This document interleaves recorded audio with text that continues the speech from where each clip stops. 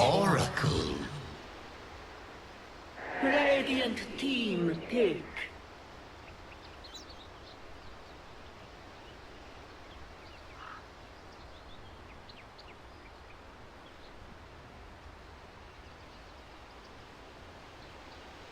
Ten seconds remaining.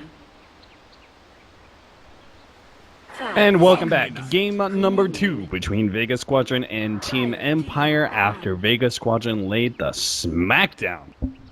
Empire pretty damn hard. I'm not going to be solo casting this time around, fortunately. I have Rhyme joining me. Rhyme, in between the break, you gave a pretty succinct breakdown of that game 1. Would you give it to the audience as well? Oh, I can give it a go.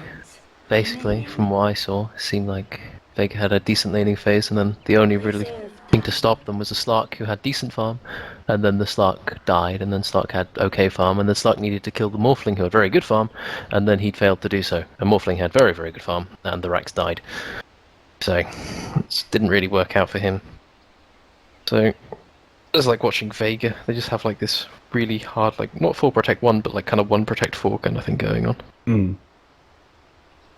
Vega Squadron, we'll see if they go for a similar sort of strategy going into game number 2 here. We're going to start with an OD Omni-Knight combination for Team Empire. Vega Squadron respond with a Nyx Assassin and Oracle. Very, very rarely do we see OD left into the pool, and it's also going to be coupled with an Omni-Knight.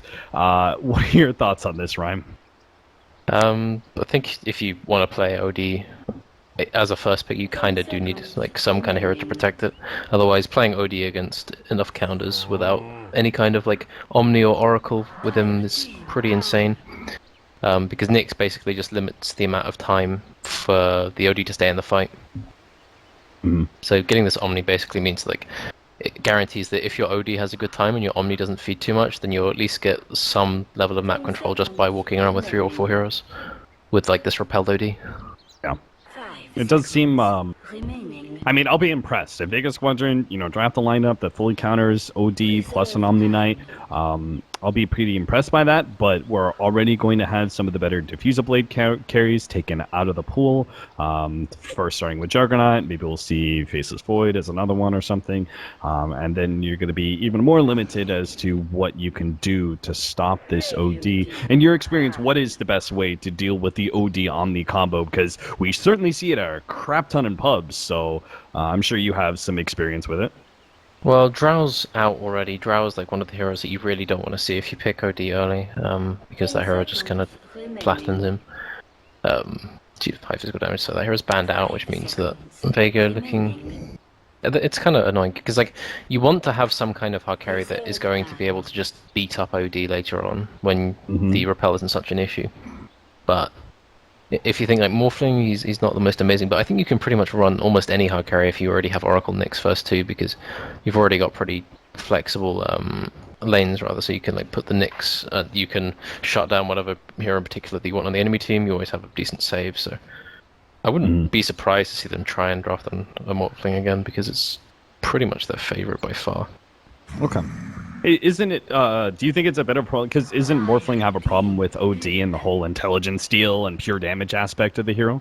Yeah, he does, so it's just a kind of what they feel comfortable with. It's just kind of a thing, really. It's just, Morphling is always going to be good at some point, but it's just a question of can you get to that point. Yeah.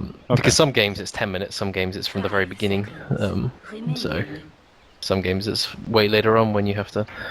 Some games you can buy Diffusal on Morphling if you really have to. Like, played Morphling ages and ages ago, like when people were playing OD Omni every game, and if you picked Morphling fairly early and you came up against that, you just end up going like Lincoln's Manta Diffusal, and then you just run around hunting Omni Knights all day. And then eventually, if you did it enough, you'd win. If you didn't do it, then OD would walk up your high ground and you'd lose, so... Isn't it silly how the game becomes somewhat simple when you have a nice combination like OD Omni or you have a Drow Ranger strat? It's like, alright, you have to do these things or they go high ground and win. Yeah, it's literally... It's almost reminiscent of like the TI4 kind of thing, where it's like you protect your towers in the first 5 minutes of the push, and then if you lose enough towers, then you will lose the game. If you defend the towers and get 2 kills, you will win the game. And it's like that kind of thing. The OD Omni is a bit more flexible than that, I'd say. It's like it's got a little bit of room to work with, but once OD starts dying quite a bit, and then he falls behind in net worth relative to the enemy heroes, then it doesn't look so good. I like the Void here. Yeah, so Team Empire, they chose not to ban away the Void, which is the other really common Diffuser Blade hero, and also, I think, somewhat favored, right, because of the way that you're able to lock down the OD and be able to lay into him during that time, hopefully catch the Omni as well. Like, it seems pretty favored from what I've seen anyway. So instead they ban away the Doom, which obviously makes sense against the Omni. We've seen that plenty of times picked up as a counter, but leaves that one available for Vega Squadron. They took a damn long time to decide what to do, which obviously says a bit. I'm sure this team is feeling a little bit stumped as to exactly how to deal with this kind of opening, but I kind of like. Oh, there we go. Okay, so Empire's got the whole thing going on where they will just literally try and do as well as possible in the laning stage. Like if Pudge gets any kind of kills on the off lane, so his off laner gets loads of XP, or his safe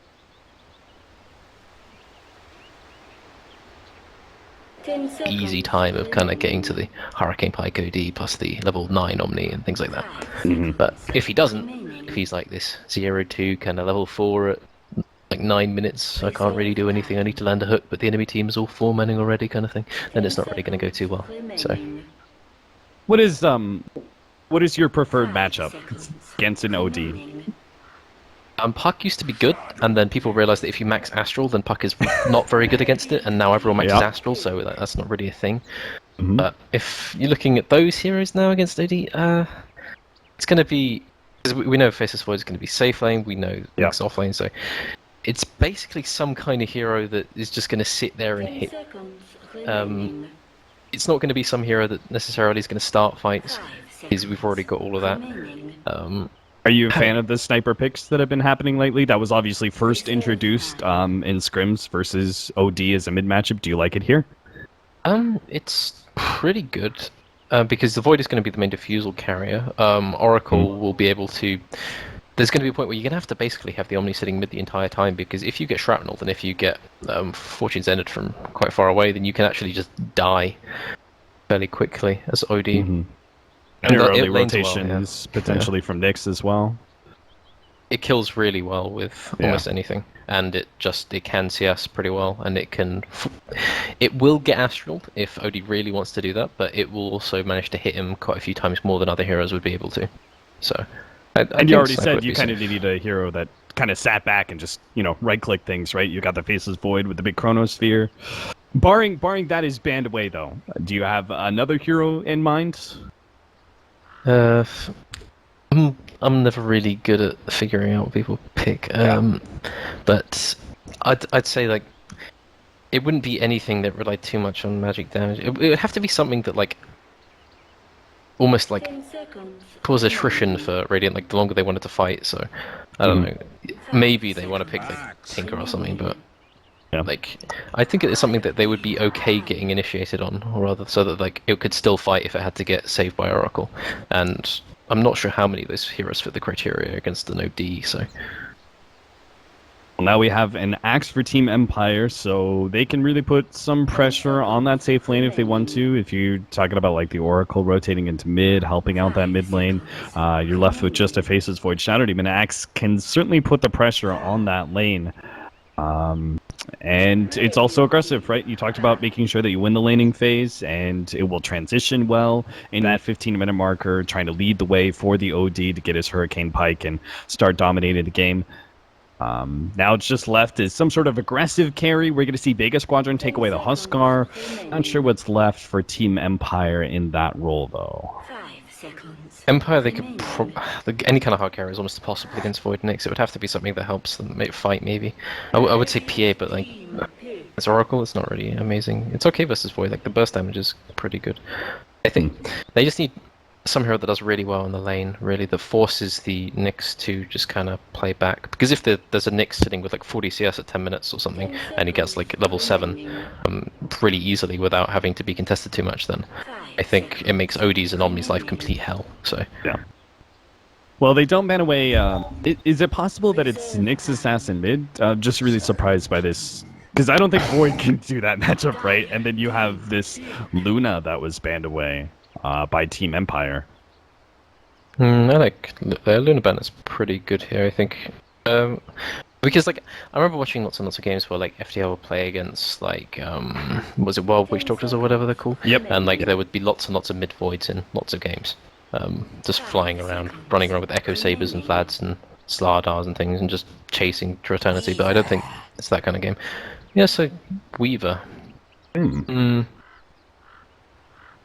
Okay. That's a hero that has to win its lane pretty hard, so it's really going to be about the axe, I think, this game.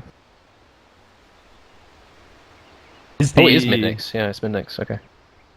So is the axe safe lane here, and then Sanking's the offlaner? Could do safe lane OD mid Sanking. I think that would be best. Okay. Safe lane OD mid Sanking seems pretty good here. Because you just... Nyx has a really hard time against the Caustic Man, so... Yeah. And OD will do fine laning. Like, OD safe lane is like... I guess back when his Q was a lot better in the safe lane, he was a much better pick versus offlane Void, because you would see that a lot of the time. Like, if you were safe lane OD and you saw someone pick offlane Void against you, you'd be like, I'm going to hit 5 minutes, and then there's nothing you can do to stop me. But G's playing it, so probably just want to guarantee like blink daggers and stuff so they can get fights with their Pudge and the Omni. Yeah. I mean, you pretty much nailed it with the entire idea of what you do with an OD strategy. They just went full on and making sure that they're going to have a good laning phase, but that transition into the 15-25 minute marker, they obviously have some very nice aggressive heroes once they get those blink daggers, kind of setting everything up for the OD to carry this game out. Meanwhile, Vega Squadron, they did get themselves a nice physical damage hero as their last pick. It does switch around our lanes a bit. Iceberg is going to be mid laning with the poor man's shield. We're going to have Mag as the offlaner here, and FN will take over the carry at top with the Weaver. What are some of the things, like, we could have run this whole sniper mid situation, etc. What does Weaver give you that any other physical damage right click would not give you? It gives you diving potential on the safe lane. It means that anytime Weaver can basically turn any 1v1 matchup into a man fight to the death, basically.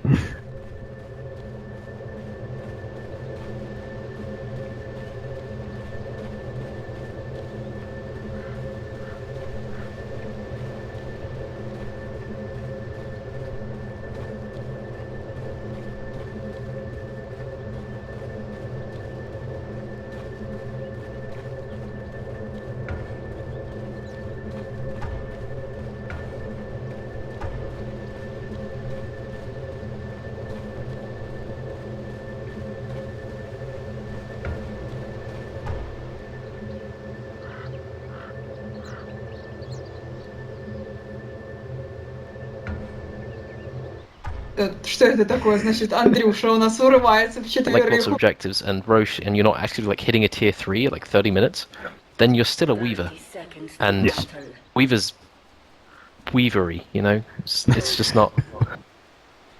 It's not a hero that necessarily is going to go high ground for you real early. It's not a hero that is going to be able to out-carry everything else. It's what item build? Because he could be a Diffusal Blade Weaver, just because there's an Omni on the other team? Or do you say, Void's going to get enough farm out of the offlane, he goes for it, forgets the Blink Dagger for a little while, and we see like the more physical damage heavy Desolator Weaver?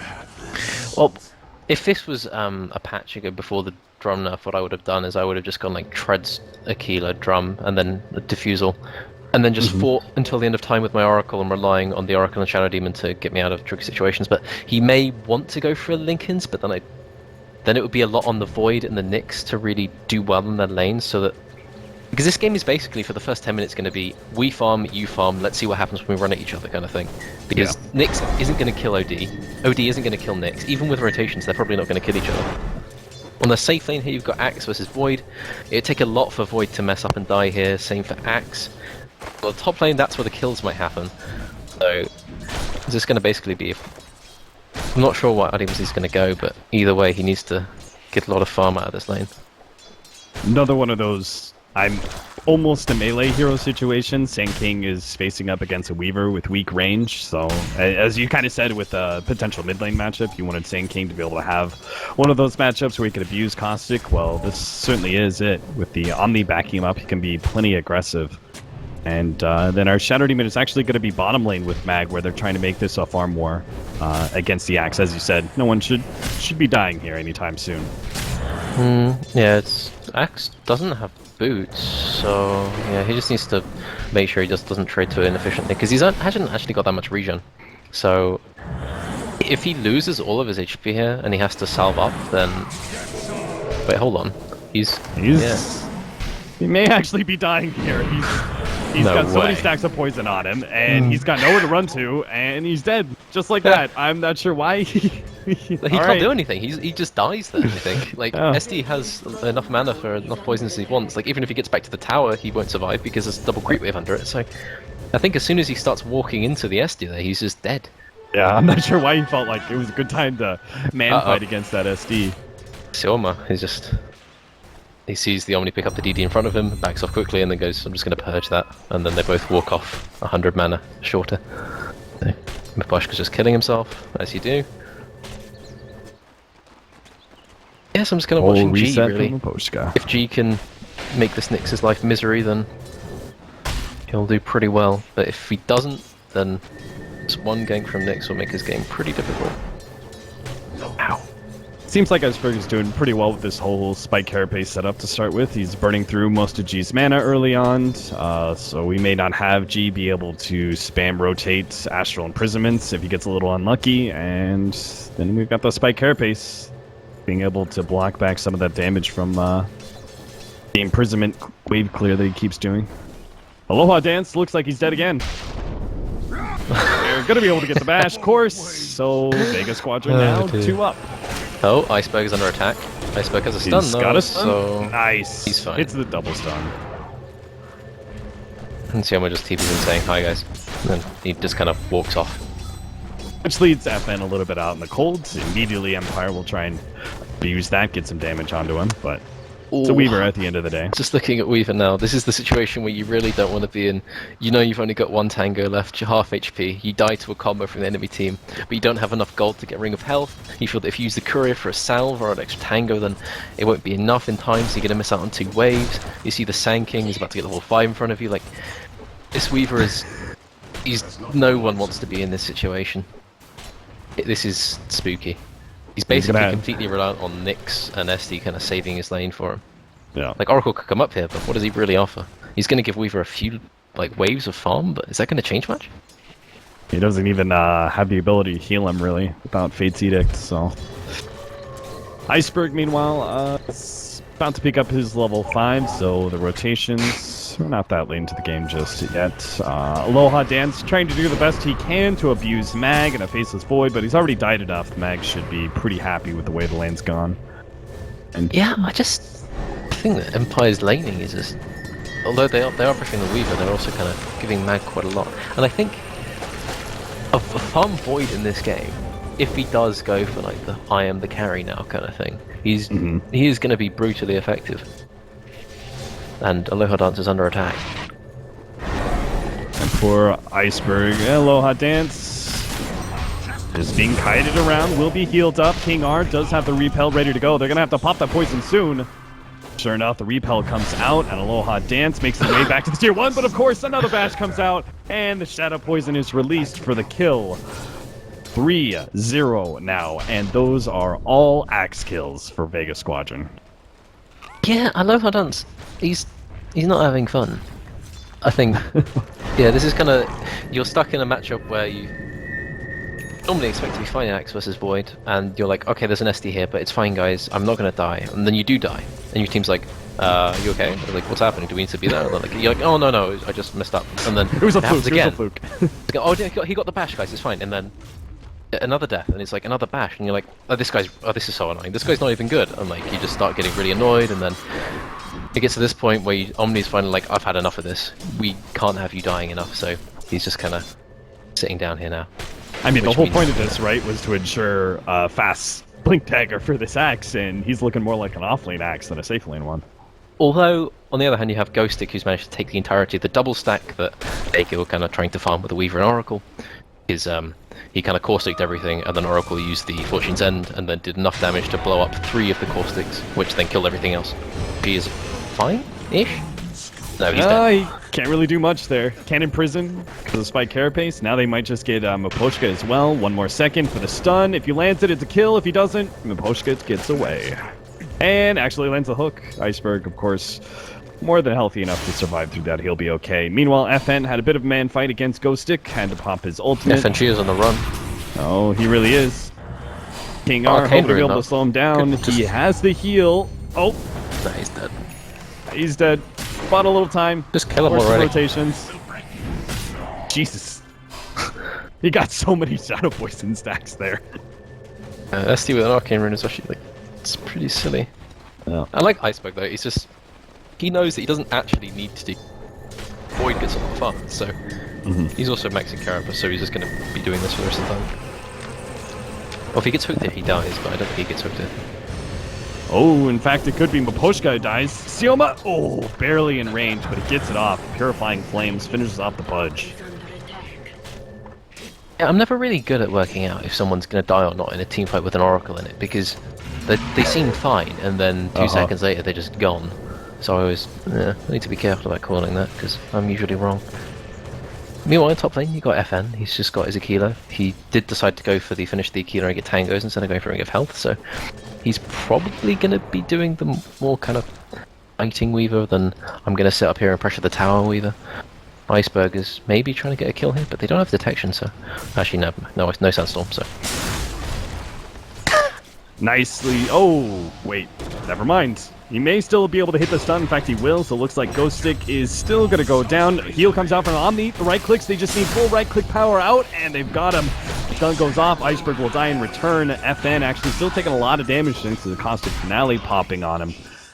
Be forced back and won't able to chase the Omni out. Yeah, Iceberg was being very cute there. He was like, I'm going to Carapace him out of my ulti. So he pre-Carapaces to get the max Carapace stun, because he is 4, he's 0, always 114, so usually the best way to land is stun. But Sanking didn't actually blow anything up at the time, so didn't really work out, so ended up dying for it. But Weaver kind of profits from that, so that's okay. He does have his Ring of Health now, so he should be pretty hard to zone out of this lane, even if Sanking comes back, because this Sanking, he's hit peak strength for laning phase right now. If he can't do anything now, then Weaver's going to farm. Yeah. Uh-oh. Iceberg. Hook on mid. Bone him down a little bit, but they don't have the counter vision, so again he gets away. They had the Oracle behind anyway, so it didn't really matter. Meanwhile, Vega Squadron with heroes showing mids, they'll gladly push in this bottom lane. Some damage on the tier 1 tower. Another stun, another missed hook. G almost goes down, has to buy himself time with the imprisonment. Vega Squadron will be chased away, but again, more heroes rotating into the mid lane just to ensure the OD is safe and is buying so much time for Vega, especially Mag on this Void, to get farm. Yeah, I really like the way that they managed to convert this Nyx into just kind of... all he has to do is run at lanes, and then he's kind of forcing massive reactions. And oh god! it's just not going very well, is it? This whole Pudge thing. I mean, that's the nice way to put it, Rhyme. I was going to call it a clown fest, but, you know. I mean, it's not going as bad at all. Like, he is getting XP, but he is kind of... Actually, almost every single extra point of XP past, like, level 4 at 10 minutes, you know, the thing that I said. Every single bit of that XP past that is actually OD's XP, because he's sitting at barely level 7. So... this is, I mean, it's not totally Pudge's fault, right? Like, that one was just like, OD shouldn't position himself in front of a hook like that. Like, come on, but this is just a full Team Empire completely messing up their mid lane. But maybe they haven't dealt with this Nick Assassin Spike Carapace max out first. I mean, it's definitely a different strat. I can't say that I've seen it before, but it seems to be working out really well. FN going for something not many people do nowadays. He's maxing Juggernaut attack, so he's actually just kind of playing quite passive. Normally, you'd see safe lane weavers try and max W, of course, and then just go max Swarm, and then you just run at everything you see. But he doesn't need to do that quite yet. Sioma has fallen over. Yeah, he's making it. They went for a dive onto the Axe, turned against them as mass TPs. Team Empire. I mean, it makes sense, especially since you've got your true carry in the mid lane, but people are doing a lot of this these days. Playing hard around their mid lane as Radiant side. Oh, what goes out? Alright. Alright, maybe one day. Actually, he got the Oracle, so it's not all bad. Oh, fight going on. King R has encountered FNG as he's farming a stack. King R does not approve of the stack being farmed. FNG disregards. FNG's got the 5 stacks. Oh, one step ahead. Are they gonna chrono Bro this? strike. No way. He Oh, gets they're the gonna chrono entire him. thing, and they'll get King R. It's just the extra little bit. The cherry on top. 3-7 now. And Vega Squadron seem to be dismantling Empire even earlier than they did in game number 1. Yeah, it's like their main thing, which is the OD doing well in lane, and then the Omni being able to move around him, hasn't really materialized yet. So I don't think it's not too late for them to kind of rally, because actually Axe is going Vanguard, so like they are going to try and stall this out a little bit longer. I don't want to fight right now. They don't have. They're about to get dagger on SK though. They got the Ancient stack to speed up the Blink Dagger once he has the Vanguard a bit. All comes down to these team fights once he has the Blink on SK. How's that first one going to go? Well, they're going to start off with an early pick, potentially, on the Weaver. They can get in place for the call. Aloha Dance not there in time. The next assassin caused some problems. Pops the Illusion Rune just at the right time. Maposhka nails an illusion with his hook and is now going to be leaving Aloha Dance out to dry. Nothing they can do much to save him. G thinks about it. Imprisonment does throw it out now. King R's coming in from the right-hand side, but has to heal himself. Almost kills FN in the process. Not quite enough. He gets a full-out heal on FN. They'll chase down the supports. 1 is Omni. 2 from Maposhka. Not quite hitting him with the poison. In fact, okay, that wasn't the time. Quite the time to Epicenter there. Gets caught out. Spike Carapace turns that stun off. Ghost Stick trying to dodge the stun. Will manage to do it there. Burrow Strike. The Axe comes in from behind. Does manage to get the call out on 1. FN already dodged up. Doesn't have his ult to work on for another 20 seconds. Vega Squadron start slowly retreating back. But maybe Iceberg will find another opening. Maposhka is certainly low enough. They are going to go for this one. The counter ward's up. Oh, Imprisonment saves, but Iceberg hasn't used the stun just yet. May not have the mana for it. Turns around, hits the heal. Oh, Maposhka still alive. Turns around, eats up Mag. Mag doesn't have a time walk for another second. They should be able to pop him. Not quite. Still not having enough burst damage. Aloha Dance going to try and catch him up. Looks like they got the Imprisonment. A call and a disruption and a nice use of the Spike Carapace once again. And they actually fully save unless Iceberg's going to go down. Oracle tries to get off the heal. 3-man stun from Iceberg and they get it just ahead of the Culling Blade. Baiting himself out again and again. Uses the Spike Carapace to stall off Aloha Dance.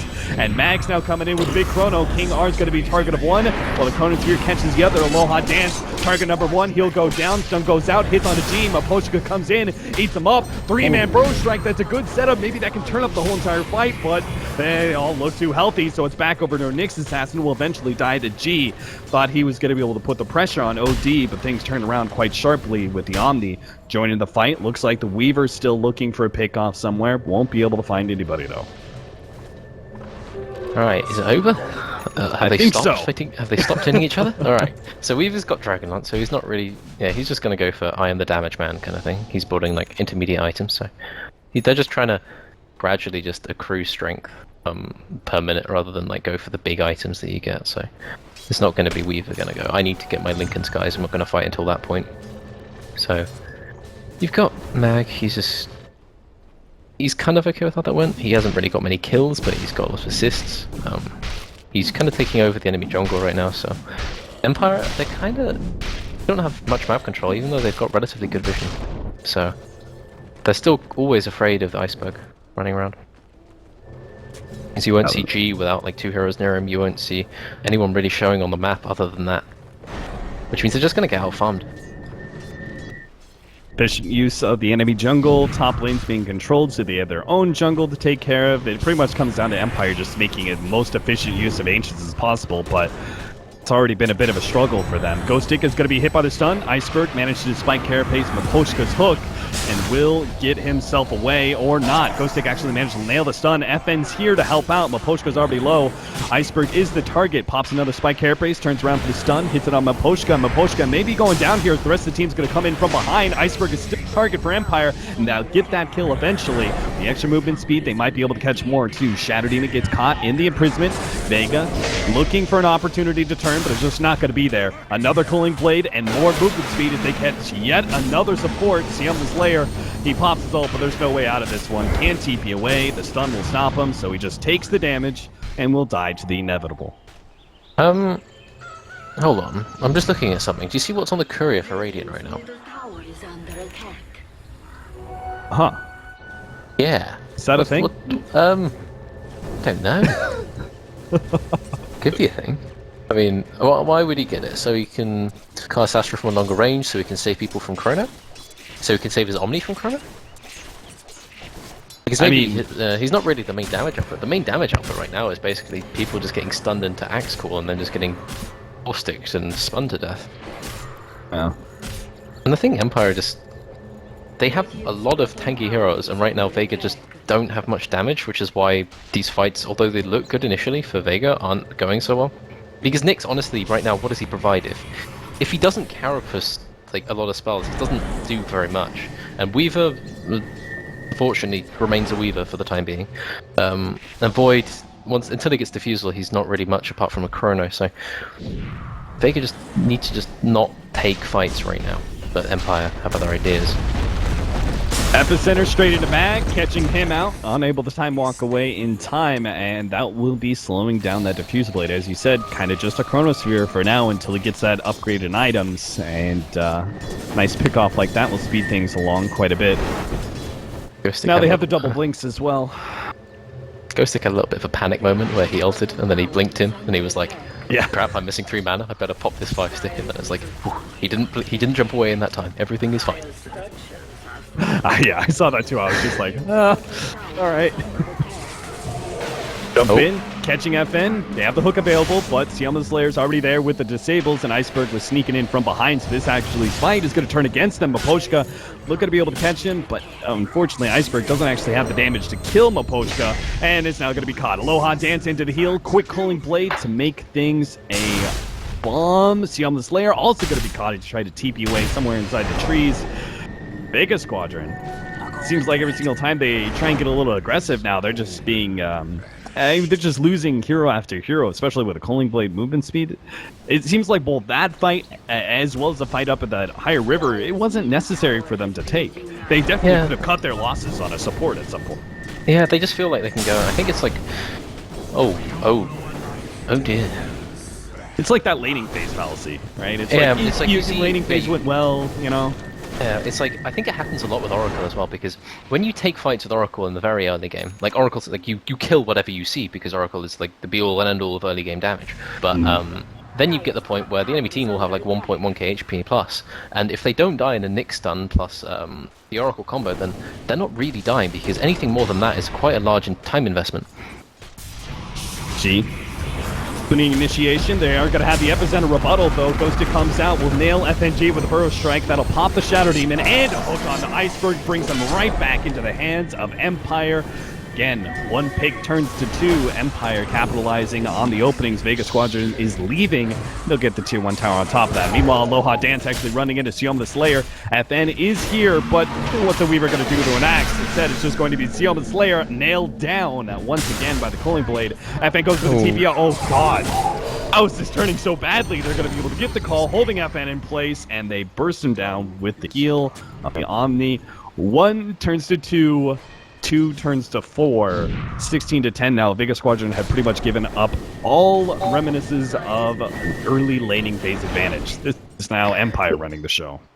Yeah, it's just kind of falling into that situation where it takes 2 seconds for Empire to kill any member of Dire, and it takes approximately 10 seconds with lots of heroes hitting someone on Empire for anyone from Vega to kill an Empire player. So it's like, it means that either Vega need to avoid fights, and to do that they need to have good map control, or they need to be extremely coordinated in how they take fights.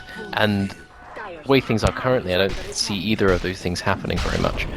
So they are waiting for the defusal on Mag. They are getting the defusal soon on Weaver, 700 gold-ish, so that's kind of soon. But it's just... Is the OD going to stop hitting the buildings? He's going to have Hurricane Pike in 600, so one more tower and then they're looking towards that. The Axe has a Blink and Blade Mail now, so he's in danger, like, solo killing some heroes, provided he's got a little bit of luck. I just think that it's pretty hard. I feel like in some ways there's this disjointed thought. I think like Mag was definitely on the side of split pushing and farm up, let's get diffusal blades, etc. And some of the rest of the team, like FN for example, is about to get popped by Aloha Dance and King R's combination. We're positioning themselves for fights, but you can't take those sort of fights, not against Empire, unless you have Void with you leading things off with the Chronosphere. You get the numbers advantage because you killed one core and then go from there. That's the only time you could fight. Only when you lead with that Chronosphere, it feels like. But like Mag's been playing the farming game, and I can't blame him for it either. Very clearly, one of the advantages that Vega Squadron have here is just going for those mid to late game diffusal blades and trying to outcarry with the physical damage. Yeah, because the longer a fight goes on, past like the 30-minute mark or so, when Nyx gets like higher points of mana burn, when he gets his Ags, when Void, like, he's able to function outside of the Chronosphere, and when Weaver can survive a little bit more, then they can take extended fights, and maybe they can kind of live through the initial burst damage that Radiant have, but until that point, fights are extremely risky. Well, they're finally going to get an opening of Chronosphere onto the OD, and they don't actually have anything to stop this just yet. Burst Strike and Epicenter combination coming in. They managed to drop the OD ultimate before all of that, but Mag still has enough mana to be able to time walk away, so it looks like he should be okay on the backside. Shadow Demon's already gone. Aloha Dance and Meepo managed to get that one kill, but Vega Squadron, they're thinking about pursuing, but they don't really have any catch, so it's kind of pointless. They got a kill on the OD. Call it quits there, friends. Trust me. We've already seen how you trying to go for more has turned against you so many times. Vega Squadron just trade 1 for 1 and continue to try and farm up. Aloha Dance, he's not going to quit though. He managed to get the call into Iceberg, follow up with a Burrow Strike, and again, another Culling Blade kill or a Omni Knight heal kill. Either way is going to lead to a tier 1 tower. I know this is very, like, hindsight is 2020, but I think Ghostic panicked really hard there. I think he blinked in, like, before the OD died, before the OD ult went off, and then he took, like, a second or two to, like, he stunned the wrong way, so he only got 1 instead of the 3. And I think he could have saved OD there, and, like, made sure that at least the Void died, and maybe one other, but he just kind of panicked when he blinked in, so that wasn't too ideal, but then they just get the follow-up kill on the Nyx, really. And the Nyx is very, say it plainly, he doesn't have Ags, he's nowhere near Ags, and they're not really in a position to get any towers, so he gets closer, so either they allocate him some farm, or they get some good fights. What do you think about the... Well, we are going to have a fight first. Shadow Demon FNG quickly picked off the hook, and now they're going to find more. Ghostic stuns out the Faceless Void. Meepo was trying to position himself for a hook. Now they actually count FN. Looks like they have vision up there. They will be able to take out the Weaver and now look for whatever else they can catch. It's going to start with Iceberg. Oracle forced to pop that ultimate right away. Body blocking as best he can. The imprisonment start things off, and it should be a pretty easy kill. Iceberg surrounded by heroes, and again, Empire will take 1 kill to 2 to 3, and then take an objective off of it. Tier 2 is going to be surrounded by Empire heroes. Yeah, so they're just kind of running at buildings and killing whatever's in front of them and then killing the buildings. And Vega aren't really presenting any disincentive for them to do so, and they're not hitting any towers on the other side of the map. It's risky for them to do so anyway, because Pudge being missing is scary, Axe being missing is scary, Sanking being missing is scary, because if any one of them are missing and they catch you when you're trying to push, then the other ones can just TP in and then you're certainly dead. Unless you're Weaver and you do incredibly good jukes or something, but that's unlikely. So it's basically, can Vega farm enough in the small areas they have available to dissuade Empire from doing their push? Right, and they're going to get this roast so that basically Empire can spend quite a few minutes not necessarily farming for themselves, and it will still be worth it if they pressure buildings at this time, which makes playing as Vega very difficult. Aegis will go into the hands of Empire. G will pick that one up alongside his Hurricane Pike.